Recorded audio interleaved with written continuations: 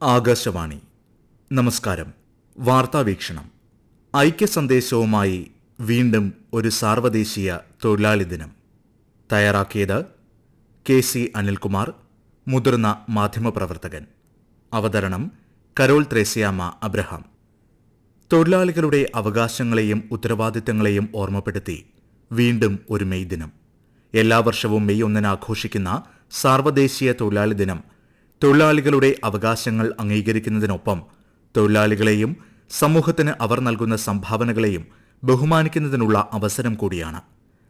ഏതു രാജ്യത്തെയും സാമൂഹിക ശക്തിയുടെ അടിസ്ഥാനം തൊഴിലാളി വർഗമാണ്. 8 മണിക്കൂർ തൊഴിൽ സമയം എന്ന അവകാശത്തിനായി 1886 ചിക്കാഗോയിലെ തൊഴിലാളികൾ നടത്തിയ പോരാട്ടത്തിന്റെ സ്മരണ പുതുക്കുന്ന ഈ ദിനം തൊഴിലാളികൾ ആർജിച്ച സാമൂഹിക സാമ്പത്തിക നേട്ടങ്ങളെയും ഐക്യത്തെയും ഓർമ്മിപ്പിക്കുന്നു.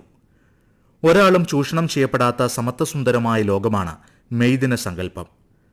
19ാം നൂറ്റാണ്ടോടുകൂടിയാണ് സാർവദേശീയമായി തൊഴിലാളികൾക്കിടയിൽ തങ്ങളുടെ ന്യായമായ അവകാശങ്ങളെക്കുറിച്ച് അവബോധം ഉണ്ടാകുന്നത്.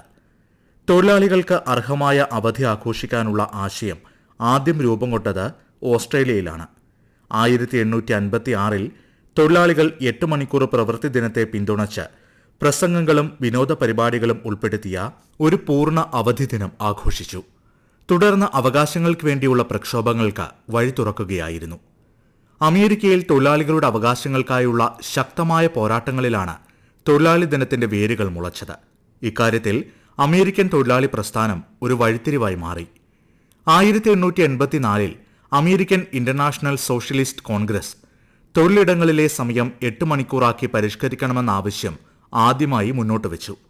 1886 മെയ് 1 8 മണിക്കൂർ തൊഴിൽ സമയം നിയമപരമാക്കണമെന്നാവശ്യപ്പെട്ട് സംഘടന പ്രമേയം പാസാക്കി. ന്യായമായ ആവശ്യം അംഗീകരിക്കാത്തതിനെ തുടർന്ന് 1886 മെയ് 1 ചിക്കാഗോയിൽ തൊഴിലാളികൾ സംഘടിച്ച് സമരം ചെയ്തു. ഈ സമരങ്ങളുടെ പിന്നാലെ സംഘർഷാവസ്ഥ രൂപപ്പെട്ടു.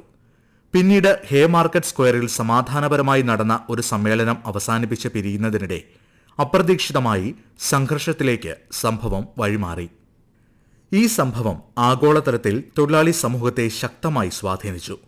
ലോകമെമ്പാടുമുള്ള കോടിക്കണക്കിന് തൊഴിലാളികൾക്ക് 8 മണിക്കൂർ ജോലി സമയം എന്ന അവകാശം നേടിക്കൊടുത്തതാണ് ഹേമാർക്കറ്റ് സംഭവം. ഒടുവിൽ അമേരിക്കൻ ഫെഡറേഷൻ ഓഫ് ലേബർ ചിക്കാഗോയിൽ നടന്ന ദേശീയ കൺവെൻഷനിൽ 8 മണിക്കൂർ പ്രവൃത്തി ദിനം ഔദ്യോഗികമായി പ്രഖ്യാപിച്ചു.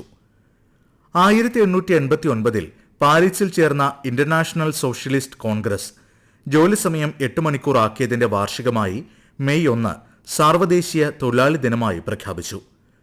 ഒരു വർഷത്തിന് ശേഷം 1890 ആദ്യമായി സാർവദേശീയ തൊഴിലാളി ദിനം ഔദ്യോഗികമായി ലോകമെമ്പാടും ആഘോഷിച്ചു. സംഘടിച്ച് ശക്തരായ തൊഴിലാളി വർഗം നടത്തിയ സമരത്തിന്റെ ഓർമ്മ പുതുക്കലായി മെയ് ദിനം മാറി. തൊഴിലാളികളുടെ പോരാട്ട ചരിത്രങ്ങളെ അനുസ്മരിപ്പിക്കുന്ന മെയ് ദിനം ഇന്ത്യയിൽ ആദ്യമായി ആഘോഷിച്ചത് 1923 May 1 Labour Kisan Party of ഹിന്ദുസ്ഥാന്റെ നേതൃത്വത്തിൽ അന്നത്തെ മദ്രാസിലാണ്. തൊഴിലാളികളുടെ ജീവിത നിലവാരം ഉയർത്തുക, അവരുടെ മാന്യത ഉറപ്പാക്കുക, സാമൂഹിക അനീതികൾക്കെതിരെ ശബ്ദമുയർത്തുക, സ്ത്രീ തൊഴിലാളികളുടെ സംരക്ഷണം എന്നിവയാണ് മെയ് ദിനം ആഘോഷിക്കുന്നതിന്റെ പ്രധാന ലക്ഷ്യങ്ങൾ. തൊഴിലാളികളുടെ അവകാശങ്ങളെക്കുറിച്ചുള്ള ബോധവത്കരണം നടത്തുന്നതിനും വർഗസമരത്തിന്റെ സ്മരണ പുതുക്കുന്നതിനുമായി ഈ ദിവസം ആചരിക്കുന്നു. മെയ് ദിനത്തോടനുബന്ധിച്ച് രാജ്യമെമ്പാടും തൊഴിലാളികൾ റാലികളും പൊതുസമ്മേളനവും സംഘടിപ്പിച്ചു. സംസ്ഥാനത്തും വിവിധ തൊഴിലാളി സംഘടനകളുടെ ആഭിമുഖ്യത്തിൽ മെയ് ദിന റാലികൾ നടന്നു. ഇന്നത്തെ സമൂഹത്തിൽ മെയ് ദിനത്തിന്റെ സമകാലിക പ്രസക്തി വളരെ നിർണായകമാണ്. ആധുനിക കാലത്ത് തൊഴിൽ രംഗം ഗണ്യമായ മാറ്റങ്ങൾക്ക് വിധേയമായിക്കൊണ്ടിരിക്കുകയാണ്. അസംഘടിത മേഖലയിലെ തൊഴിലാളികളുടെ എണ്ണം വർദ്ധിച്ചതോടെ അവരുടെ സുരക്ഷയും അവകാശങ്ങളും വീണ്ടും ശ്രദ്ധാകേന്ദ്രമായി മാറി. സമൂഹത്തിൽ നീതി, സമത്വം, മാന്യത എന്നിവ ഉറപ്പാക്കുന്നതിൽ മെയ് ദിനത്തിന് ഇന്നും വലിയ പങ്കുണ്ട്. ഇന്ത്യ തൊഴിൽ ശക്തിയെ രാഷ്ട്ര നിർമ്മാതാവ് എന്ന നിലയിൽ കാണുന്നു.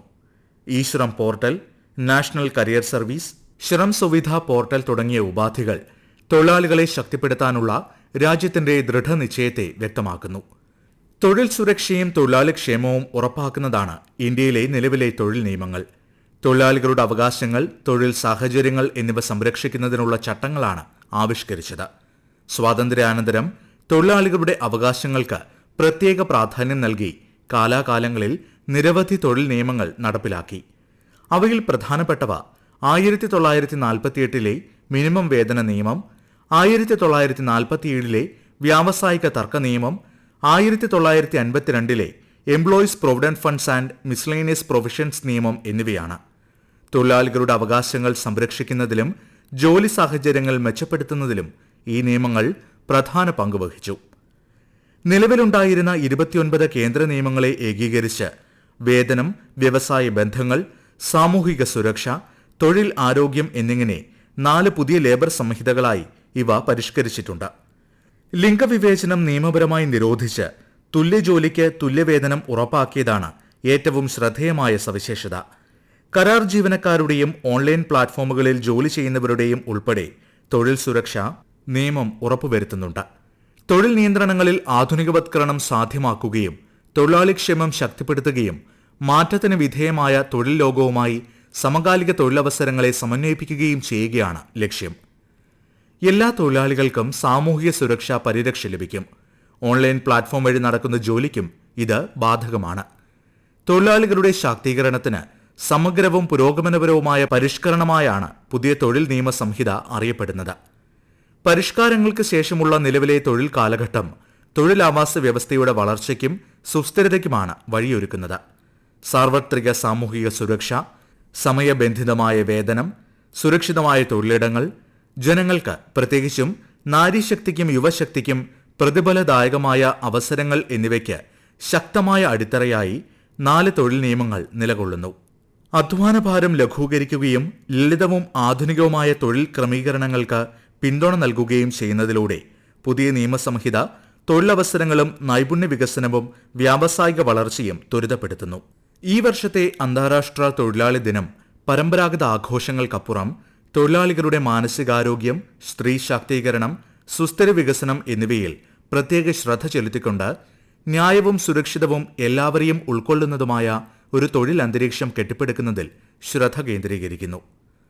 സാമൂഹിക നീതിയിലൂടെ തൊഴിലാളികളുടെ ശാക്തീകരണം ഉറപ്പാക്കുന്നതിന് 2026 മെയ് ദിനത്തിൽ പ്രത്യേക ഊന്നൽ നൽകുന്നതായി ജനീവ ആസ്ഥാനമായ അന്താരാഷ്ട്ര തൊഴിൽ സംഘടന അറിയിച്ചു. മാനസികാരോഗ്യം സംരക്ഷിക്കുന്നതും സുരക്ഷിതവും ആരോഗ്യകരവുമായ തൊഴിലന്തരീക്ഷം സൃഷ്ടിക്കുന്നതും പ്രധാന ലക്ഷ്യങ്ങളാണ്. അതോടൊപ്പം കാലാവസ്ഥ വ്യതിയാനം തൊഴിലാളികളുടെ ജീവിതത്തെയും തൊഴിൽ സാഹചര്യങ്ങളെയും ബാധിക്കുന്ന ആഘാതങ്ങൾ കുറയ്ക്കാനുള്ള നടപടികൾക്കും ഈ വർഷം പ്രത്യേക പ്രാധാന്യം നൽകുന്നതായി ILO വ്യക്തമാക്കി. ബാലവേലയ്ക്കെതിരെ ILO നടപടികൾ ശക്തമാക്കുന്നു. ജൂണിൽ നടക്കുന്ന ഇന്റർനാഷണൽ ലേബർ കോൺഫറൻസിന്റെ 114ാമത് യോഗം സമ്പദ് വ്യവസ്ഥ, ലിംഗസമത്വം, സാമൂഹിക സംവാദം എന്നീ വിഷയങ്ങൾ മുഖ്യമായി പരിഗണിക്കും. ILO പുറത്തിറക്കിയ പുതിയ ആഗോള റിപ്പോർട്ട് പ്രകാരം ദീർഘമായ ജോലി സമയം, തൊഴിൽ സുരക്ഷയില്ലായ്മ തുടങ്ങിയ മാനസിക സാമൂഹിക അസ്ഥിരത മൂലം ലോകത്ത് ലക്ഷക്കണക്കിന് ആളുകൾ ആരോഗ്യ പ്രശ്നങ്ങൾ നേരിടുന്നതായി കണക്കാക്കുന്നു. എന്നാൽ ഈ പ്രതിബന്ധങ്ങൾ പുതുമയുള്ളതല്ലെങ്കിലും ഡിജിറ്റലൈസേഷൻ, നിർമ്മിത ബുദ്ധി, വിദൂര ജോലി സാധ്യതകൾ, പുതിയ ജോലി ക്രമീകരണങ്ങൾ എന്നിവ പോലുള്ള തൊഴിൽ മേഖലയിലെ വലിയ മാറ്റങ്ങൾ തൊഴിലിടത്തെ കൂടുതൽ ആകർഷകമാക്കി മാറ്റുന്നു. ലോകത്തെ ഒട്ടുമിക്ക രാജ്യങ്ങളിലും മെയ് 1 സാർവദേശീയ തൊഴിലാളി ദിനമാണ്. മെയ് ദിനാഘോഷ ചരിത്രത്തിന്റെ ആവേശം ഉൾക്കൊണ്ട് ഇന്നും ലോകമാസകലം തൊഴിലാളികൾ ഈ ദിനം ആവേശപൂർവ്വം ആഘോഷിക്കുന്നു. മെയ് ദിനം നമ്മെ അവകാശബോധത്തിലും ഉത്തരവാദിത്തത്തോടെയും വളർത്തുമ്പോൾ സമൂഹം കൂടുതൽ നീതിയുക്തവും സമൃദ്ധവുമായി തീരും. തൊഴിലാളി വർഗത്തിന് ഓരോ മെയ് ദിനവും ഐക്യത്തിന്റെയും അവകാശ സംരക്ഷണത്തിനായുള്ള പോരാട്ടത്തിന്റെയും പുതിയ ഊർജ്ജമാണ് നൽകുന്നത്. തൊഴിലാളികളുടെ അടിസ്ഥാന അവകാശങ്ങൾ, സുരക്ഷിത ജോലി സാഹചര്യങ്ങൾ, ന്യായമായ വേതനം, സാമൂഹിക സുരക്ഷ എന്നിവ ഉറപ്പാക്കുന്നതിൽ മെയ് ദിനം ഒരു ഓർമ്മപ്പെടുത്തലായി എക്കാലവും നിലകൊള്ളും. നിങ്ങൾ കേട്ടത് വാർത്താവീക്ഷണം. ഐക്യ സന്ദേശവുമായി വീണ്ടും ഒരു സാർവദേശീയ തൊഴിലാളി ദിനം.